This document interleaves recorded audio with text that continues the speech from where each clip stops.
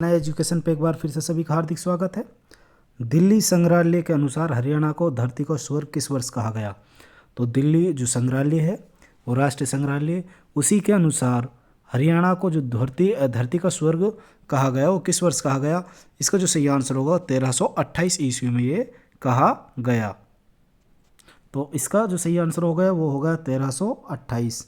ठीक है, 1328 इसका सही आंसर हो गया। अब हम एक बार देख लेते हैं।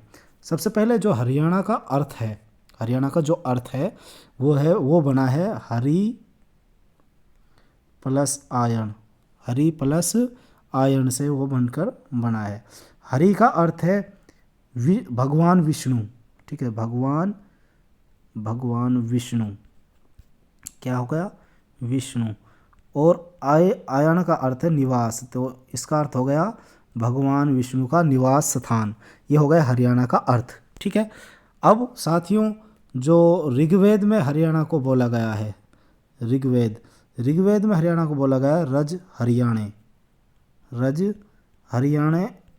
किस में बोला गया है? ऋग्वेद में हरियाणा को रज हरियाणा के नाम से पुकारा गया है। ठीक है, उसके बाद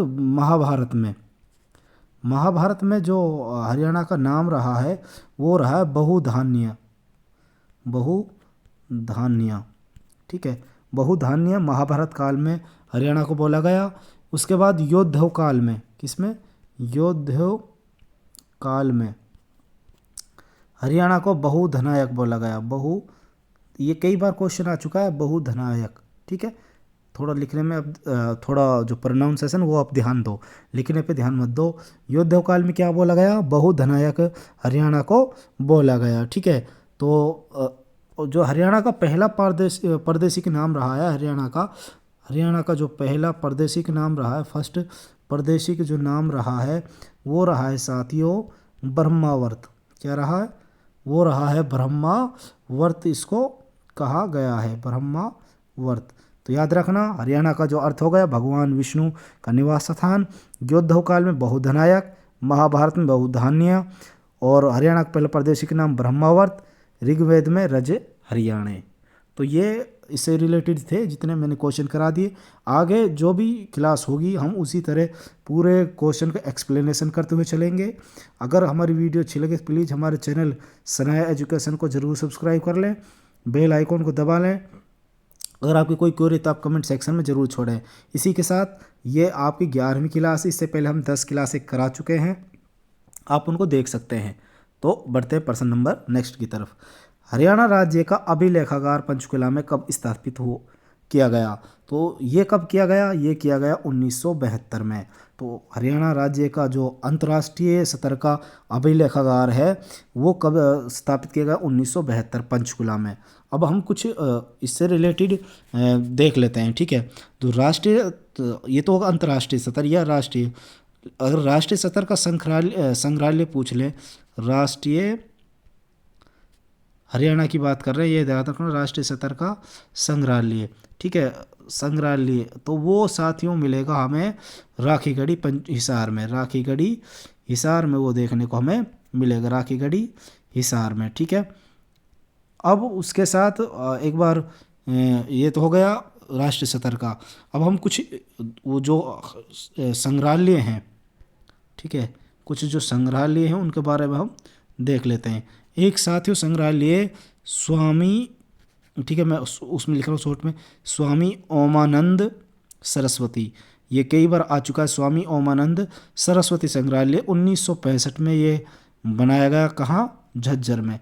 पिछली बार ये क्वेश्चन आया था जो अभी टीजीटी का पेपर हुआ था, HSSC टीजीटी जो 74 से वैकेंसी, उसमें था स्वामी ओमानंद सरस्वती संग्रहालय कहाँ है? तो याद रखना झज्जर में। इसको हम पुरातत्व संग्रहालय के नाम से भी जानते हैं। दो नाम है इसके, पुरातत्व संग्रहालय वो भी झज्जर में है, या इसका नाम आ जाए स्वामी ओमानंद सरस्वती संग्रहालय। ये भी कहाँ में देखने को मिलेगा? ये भी हमें झज्जर में देखने को मिलेगा। अब एक है गुलजारी लाल, ठीक है, गुलजारी लाल नंदा संग्रहालय, ठीक है, ये कहाँ देखने को मिलता है हमें?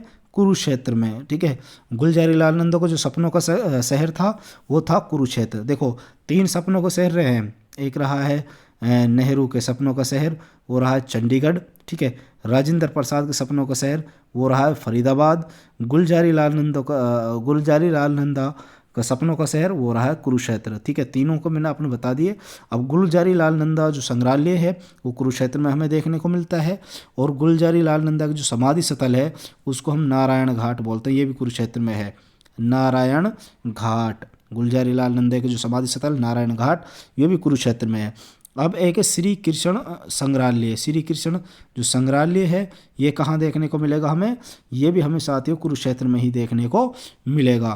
थानेश्वर, अब ये जो श्री कृष्ण है इसकी स्थापना 1987 में की गई। ठीक है, एक है थानेसर। थानेसर कहाँ है, कुरुक्षेत्र में। तो थानेश्वर जो संग्रहालय है वो भी हमें साथियों कुरुक्षेत्र में देखने को मिलेगा। और इस थानेश्वर संग्रहालय है ये शेख चिल्ली, ठीक है, शेख चिल्ली का जो मकबरा है उसके पास ये देखने को हमें मिलेगा, तो ये याद रखना। उसके बाद एक लीलाधर, ठीक है, लीलाधर दुखी स्मारक सरस्वती संग्रहालय, ये साथियों में सिरसा में देखने को मिलता है। कहाँ, सिरसा में देखने को मिलता है। एक पानीपत जो संग्रहालय है, ठीक, वो पानीपत में ही देखने को मिलेगा। जयंती देवी जो पुरातात्विक संग्रहालय जयंती देवी, ये साथियों जींद में देखने को मिलता है हमें। ठीक है, उसके बाद ये जितने भी पुरातात्विक संग्रहालय थे हमने आपको इस पर्सन में करा दिए हैं। अगर हमारी वीडियो अच्छी लगे तो प्लीज़ हमारे चैनल सनाया एजुकेशन को ज़रूर सब्सक्राइब करें। वीडियो एंड तक देखें तभी आपको कुछ समझ में आएगा।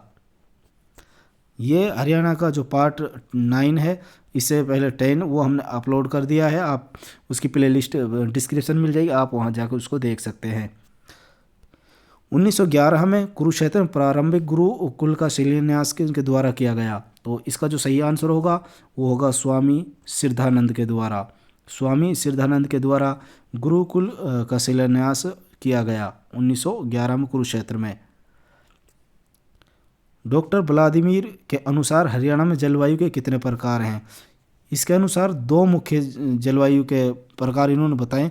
वैसे तो इन्होंने 4 बताए, लेकिन हरियाणा में जो बताए हैं वो 2 बताए हैं। अब वो 2 कौन कौन से हैं? एक है साथियों इसमें महाद्वीपीय जलवायु। क्या? महाद्वीपीय जलवायु, जो व्लादिमीर के अनुसार है, व्लादिमीर कोपेन के अनुसार।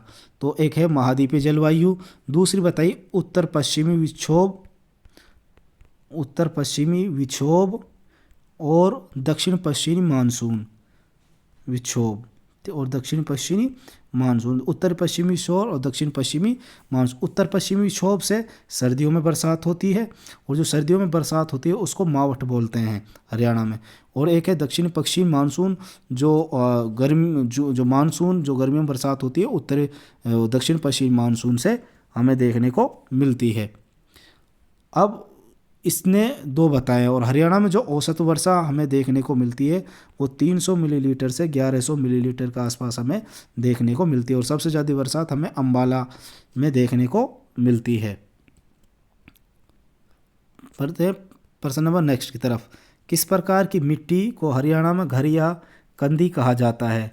तो इसका जो सही आंसर होगा, हरियाणा में घर या कंदी किस मृदा को कहा जाता है? गिरिपादीय मृदा को बोला जाता है। ठीक है साथियों, गिरिपादीय मृदा। अब साथियों जो गिरिपादीय मृदा है इसको कालका और नारायणगढ़ में, कालका व प्लस नारायणगढ़, यहाँ इसको घर बोला जाता है। कालका और नारायणगढ़ में इसको घर बोला जाता है, जबकि जगाधरी में इसको कंधी बोला जाता है। जगाधरी में इसको कंधी बोला जाता है, याद रखना। नारायणगढ़ और कालका में घर और जगाधरी में इसको कंधी बोला जाता है। ठीक है, अब एक जो लवणता व क्षारीयता से संबंधित मृदा है उसको रेह का कलर बोला जाता है, रेह का कलर। और जो हरियाणा में मृदा अपर्दन है इसको रेंगती हुई मृत्यु बोला जाता है। मृदा अपर्दन को रेंगती हुई मृत्यु बोला जाता है। हरियाणा में नॉन बायोडिग्रेडेबल एक्ट कब लागू किया गया? तो यह एक्ट लागू किया गया 1998 में। 1998 में ये एक्ट लागू किया गया।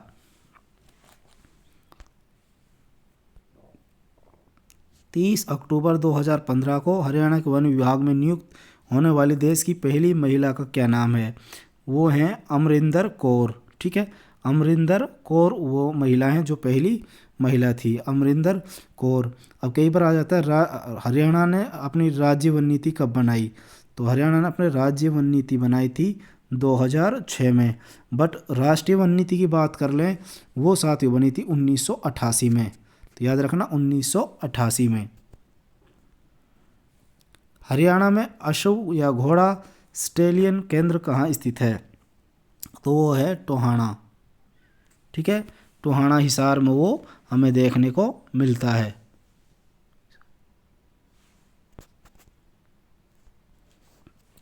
हरियाणा में अश्व घोड़ा स्टेलियन केंद्र कहाँ स्थित है? तो इसका सही आंसर होगा टोहाना।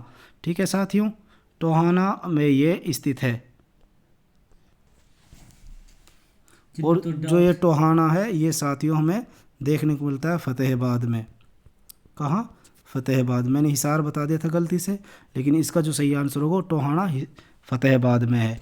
अब हम कुछ जो अनुवांशिक जो केंद्र है, अनुवांशिकी संस्थान, उनको देख लेते हैं। राष्ट्रीय पशु अनुवांशिक संस्थान वो है साथियों करनाल में। राष्ट्रीय पशु अनुवांशिकी संस्थान करनाल में। और राष्ट्रीय पशु अनुवांशिकी संस्थान ब्यूरो वो भी साथियों हमें देखने को मिलेगा करनाल में ही। ठीक है, ये दोनों कहाँ देखने को मिलते हैं? हमें करनाल में ही देखने को मिलते हैं। तो अब केंद्रीय जो भेड़ अनुसंधान केंद्र है, केंद्रीय जो भेड़ अनुसंधान केंद्र है वो साथियों हिसार में देखने को मिलता है। और केंद्रीय जो अश्व संस्थान है वो भी साथियों हिसार में देखने को मिलता है। भेड़, अश्व ये दोनों हमें कहाँ देखने, और केंद्रीय भैंस, ये तीनों हमें देखने को मिलते हैं हिसार में। केंद्रीय भेड़ अनुसंधान केंद्र, केंद्रीय भैंस अनुसंधान संस्थान और केंद्रीय अश्व अनुसंधान संस्थान, ये तीनों हमें हिसार में देखने को मिलते हैं। ठीक है, उसके बाद राष्ट्रीय हृदय अनुसंधान, राष्ट्रीय हृदय अनुसंधान केंद्र ये साथियों हमें मिलेगा झज्जर में। बट अगर बात कर ले हरियाणा का जो हृदय बोलते हैं जींद को, लेकिन राष्ट्रीय हृदय अनुसंधान केंद्र कहाँ है? झज्जर में। राष्ट्रीय सौर ऊर्जा संस्थान, राष्ट्रीय सौर ऊर्जा संस्थान ये कहाँ देखने को मिलता है? हमें गुरुग्राम में। राष्ट्रीय सौर ऊर्जा संस्थान ये हमें देखने को मिलता है गुरुग्राम में। कहाँ? गुरुग्राम में।